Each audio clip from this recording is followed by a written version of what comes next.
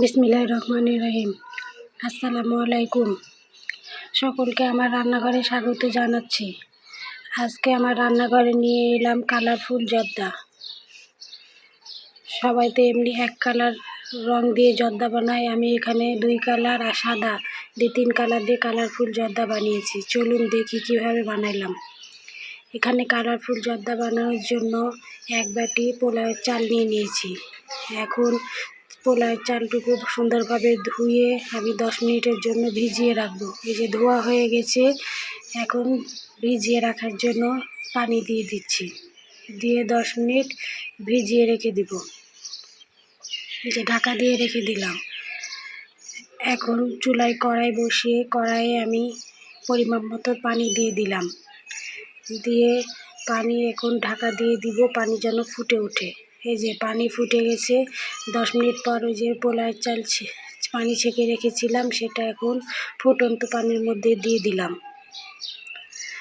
ফুটন্ত পানির মধ্যে দিয়ে একটু নাড়া দিতে হবে, না হলে চাউল দলা পেকে যেতে পারে। এই যে নাড়া দিয়ে সুন্দরভাবে দলা ছিটিয়ে দিলাম, দিয়ে এখন রান্না করে নিচ্ছি। এই যে আমার সিদ্ধ হয়ে গেছে চাল, এখন একটা ছাঁকনিতে ছেঁকে নিচ্ছি। এই যে ছাঁকনিতে ঢেলে দিয়েছি। এখন কড়াই ধুয়ে সুন্দরভাবে সব পোলাও ঢেলে নিচ্ছি।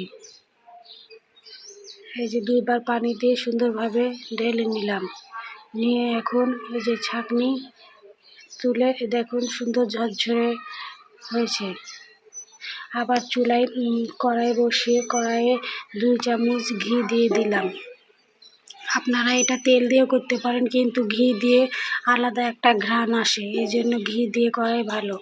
ঘিয়ের মধ্যে আমি তেজপাতা, লবঙ্গ, এলাচ, দারুচিনি দিয়ে দিলাম। আর যে বাটি মেপে চাল নিয়েছিলাম সেই বাটি মেপেই চিনি ও 1 বাটি পানি দিয়ে দিলাম, দিয়ে এখন সুন্দরভাবে ছেঁচকে দিয়ে নাড়াচাড়া করে দিচ্ছি। সুন্দরভাবে ছেঁচকে দিয়ে নাড়াচাড়া করছে। আমার সেরা ফুটে উঠেছে। এখন এর মধ্যে সিদ্ধ করে রাখা পোলাও দিয়ে দিলাম, দিয়ে এখন একটু নাড়াচাড়া করে 10 মিনিটের জন্য ঢাকা দিয়ে দিব। বন্ধুরা, আমার ভিডিও যদি আপনাদের এতটুকু ভালো লাগে তো সাবস্ক্রাইব করে আমার পাশে থেকে যেতে পারেন। আর যারা ফেসবুক থেকে দেখছেন তারা আমাকে ফলো করে ভিডিওটি শেয়ার করে আমার পাশে থেকে যেতে পারেন। আর যারা এই কাজটি করেছেন তাদেরকে অসংখ্য ধন্যবাদ। এই যে ঢাকা উঠিয়ে সুন্দরভাবে আবার একটু নাড়া দিয়ে দিলাম। দেখেন পানিটা অনেকটা টেনে এসেছে আর ওপরটাও কেমন শুকিয়ে এসেছে। এই যে দেখেন কত সুন্দর ঝরঝরে হয়ে গেছে।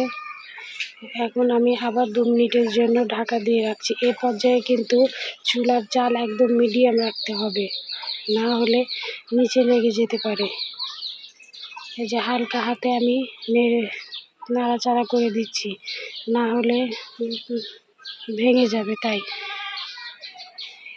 এই যে বারবার ঢাকা দিচ্ছি আর 2 মিনিট পর পর একটু একটু করে নাড়াচাড়া করে দিচ্ছি। এই যে আমার হয়ে গেছে। এখন আমি ফুড কালার দিয়ে দিচ্ছি। এই যে এখানে আমি সবুজ কালার ফুড কালার দিচ্ছি, আর এখানে কমলা কালার ফুড কালার দিচ্ছি।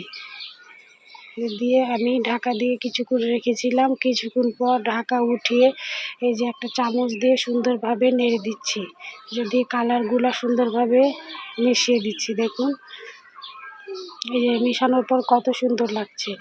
কড়াই থেকে একটা বাটিতে আমি ঢেলে নিয়েছি, নিয়ে এখন আমি ডেকোরেশন করে নিচ্ছি। ডেকোরেশনের জন্য আমি উপর থেকে কিশমিশ ছড়িয়ে দিচ্ছি। আর এই যে আমার ঘরে মিষ্টি ছিল, ছোট ছোট মিষ্টি, সেই মিষ্টিগুলো দিয়ে ওপর থেকে সুন্দরভাবে সাজিয়ে দিচ্ছি।